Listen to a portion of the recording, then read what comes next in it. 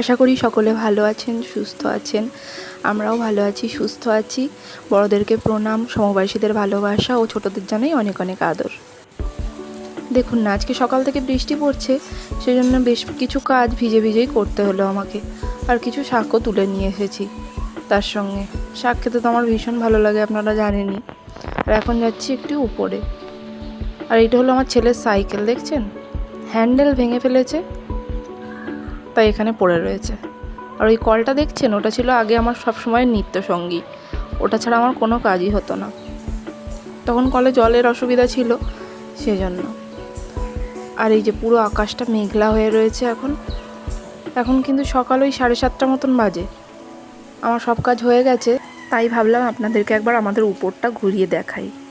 এই যেখানে এই ঘরটার সঙ্গে একটা অ্যাটাচ বাথরুম, এগুলো সবই ইনকমপ্লিট। এদিকে জানালা, ওইদিকে জানালাটা দিয়ে আগে আপনাদেরকে দেখালাম।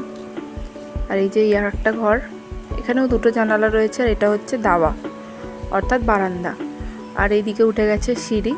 প্রচুর জামা কাপড় মেলা রয়েছে, তো তাই ভালো করে দেখানো সম্ভব হচ্ছে না। আর এইটা হলো আমি যে ঘরটা থাকি তার উপরের ঘর। এর সাথেও একটা অ্যাটাচ বাথরুম আছে আর দুটো জানালা আছে। এখন পর্যন্ত সব কিছুই ইনকমপ্লিট। তো চলুন, আবার নিচে চলে এসেছি। এখন সকাল সকাল একটু চা করে নিচ্ছি।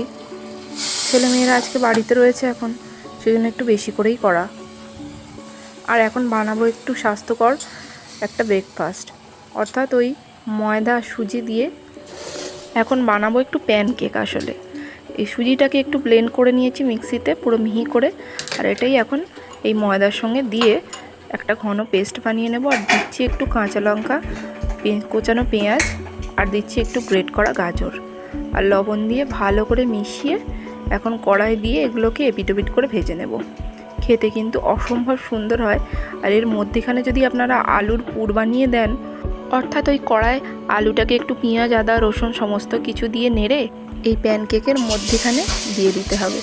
অবশ্যই এটা যখন হাফ কুক হয়ে যাবে তখনই দিতে হবে। দিয়ে আর এটাকে ভাজ করে দিলেই খেতে কিন্তু অসম্ভব ভালো লাগে। যদি এখন আমার আলুর পুর বানানোর সময় নেই, তাই এভাবেই বানিয়ে নিলাম। চায়ের সাথে বেশ ভালোই লাগবে বৃষ্টির সকালে। এটা খুব হেলদিও হয় আর খেতেও বেশ ভালো লাগে, তাই বানিয়ে নিলাম। আর এবার এটা গরম গরম খাবার পালা। চায়ের সাথে তো আমার ভীষণ ভালো লাগে। আপনারা কে কে খেতে পছন্দ করেন এইভাবে, কমেন্ট করে অবশ্যই জানাবেন। মনে হয় বাইরে বৃষ্টিটা একটু ধরেছে এই সময়, অর্থাৎ এখন পড়ছে না। আর এদিকে এই যে ছেলে উঠে পড়েছে, ও বলছে আজকে স্কুলে যাবে না। তো আমি বললাম যে আজকের দিনটা স্কুলে যাও বাবা, কারণ আজকে তো হাফ বেলায় ছুটি। ওর খালি ফাঁকি মারার ধান্দা, আর কি বলবো আপনাদের। তাহলে চলুন আরও বেশ কয়েকটা বানিয়ে নিই, এবার আমাদেরও তো খেতে হবে। আর তিয়াশাও এর মধ্যে উঠে পড়েছে, ওকে মুখটুক ধুইয়ে রেডি করে খাইয়ে নিয়েছি। এবার যাবো ওকে পড়তে দিয়ে আসতে। এই যে তিয়াশা রেডি, চলুন ওকে পড়তে দিয়ে আসি। ও সকাল বিকেল দুবেলাই এখন পড়তে যাচ্ছে, যেহেতু স্কুলটা যাচ্ছে কম। তো এই দেখুন, এদের বাড়িতে এসে দেখলাম কি দারুণ এখানে গাছগুলো হয়ে রয়েছে। কি কি গাছ বলুন তো? কে কে চিনতে পারছেন এই গাছটা আমায় কমেন্ট করে অবশ্যই জানাবেন। আর এই যে ওর পড়ার সদস্যরা দিয়ে চলে আসার পথে একটা হাতে আঁকা ছবি দেখলাম, তাই ভাবলাম আপনাদের সঙ্গে একটু শেয়ার করি।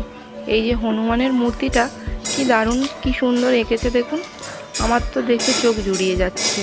ছবিটা কিন্তু একটা কোম্পানির গেটের মধ্যে আঁকা হয়েছে, আর এঁকেছে এখানকারই ছেলেরা। এত ভালো ওদের হাতের কাজ যে বলে বোঝানো যাবে না। আর এই যে পাশে যে দেখছেন, এটা হচ্ছে একটা স্কুল। এই স্কুলের পাশেই যে মাঠটা, এটা হলো আমাদের এই বাড়ির থেকে বেরিয়ে এই মাঠটা পড়ে। আর এই লোকেশন, এখানে এই যে বট গাছ, আর এখানে প্রচুর গাড়ি দাঁড় করানো থাকে আমাদের। আর এই হলো শীতলা মায়ের মন্দির। আমার বাড়ি ঢোকার এই যে চারপাশটা ভাবলাম আপনাদের সঙ্গে একটু শেয়ার করি, তাই দেখালাম। আর এই যে এখন আমার বাড়ি ঢোকার রাস্তা, চলেছি আমি। এই যে এই ভিতর দিয়ে ঢুকলে আমাদের বাড়ি পড়ে। আর দেখুন চলে এসেছি এখন বানাবো আরও একটা হেলদি দুপুরের লাঞ্চ, অর্থাৎ এই যে হিমচে, থানকুনি আর ব্রাহ্মী শাক দিয়ে আলু, বেগুন, আর একটু দেবো এর মধ্যে অল্প করে মুসুরির ডাল। আসলে মুগের ডালটা শেষ হয়ে গিয়েছে, তো তাই মুগের ডাল দিলে আরও ভীষণ ভালো লাগে। আর আলুর সঙ্গে একটু পেঁপেও অ্যাড করেছি। এটা কিন্তু খুবই স্বাস্থ্যকর হয়, এই ডালনাটা খেতে আমার তো ভীষণ ভালো লাগে। আমরা তো এটাকে ডালনাই বলি, আপনারা কে কী বলেন অবশ্যই কমেন্ট করে জানাবেন। তো যাই হোক, চলুন এটাকে প্রেশারে একটা সিটি দিয়ে নেব, আর তারপর সাঁতাল দিয়ে নিলেই হয়ে যাবে। আর প্রচুর কাঁচা লঙ্কা এনেছিল ওর বাবা, তো তাই ভাবলাম এগুলোকে স্টোর করে রাখি। এইভাবে তো আমি রেখে দিই। আর এই যে সকালে শাকগুলো তুলেছিলাম, তাই ভাবলাম আজকে না ভেজে অন্য দিন ভাজবো, যেহেতু আজকে শাকের একটা পদ রান্না হচ্ছে, সেজন্য তুলে রাখলাম। আর এইভাবে কাঁচা লঙ্কাগুলো রাখলে কিন্তু ফ্রিজে বহুদিন থাকে। মোটা ছাড়িয়ে এইভাবে রাখতে হয় কৌটোর মধ্যে করে, একেবারেই খালি বা প্লাস্টিকে রাখবেন না, তাহলে কিন্তু কাঁচা লঙ্কা বেশি দিন থাকে না। উচ্ছে আর পটল ভাজছি অল্প করে, আর এর মধ্যে আমি আগে থেকে হলুদ না দিয়ে কড়াতে ভাজার সময় অল্প করে হলুদ দিই। এর ফলে কী হয় জানেন, হলুদটা বেশি হয়ে গিয়ে তেলটা পুড়ে যাওয়ার সম্ভাবনাটা খুব কমই থাকে। এই যে দেখছেন, তেলটা কিন্তু একেবারেই পুড়ে যায়নি। পরে অবশ্য উচ্ছের সাথে একটু কুমড়ো অ্যাড করেছি, এইভাবে ভাজলে কিন্তু খেতে খুব সুন্দর লাগে। অর্থাৎ ওই উচ্ছের সঙ্গে যদি কুমড়ো বা আলু কিংবা পেঁয়াজ দিয়ে ভাজা হয়, খেতে কিন্তু খুব ভালো লাগে। উচ্ছের তেতোটা অতটা বোঝা যায় না। যারা শুধু উচ্ছে খেতে চান না, তারা কিন্তু এইভাবে উচ্ছেটা ভেজে খেতে পারেন। আর নিরামিষ রান্না তো, তাই একটু ঘি দিয়ে দিলাম এর মধ্যে। নিরামিষ রান্না বলে আরও বেশি করেই ঘিটা দেওয়া, যাতে খেতে আরেক সুন্দর হয়। আর এখন বাজে সন্ধ্যে 7টা, আর এখন আছে আজকে শনিবারে তিয়াশার ড্রয়িং ক্লাস। আর একটু আগেও খুব বৃষ্টি হচ্ছিল জানেন, তাই ওকে রেনকোট পরে যেতে বলছি। আর ওকে দিয়ে এসে আমি করবো একটু এডিটিংয়ের কাজ। আর আজকে একটা খুব বাজে কাণ্ড হয়েছে।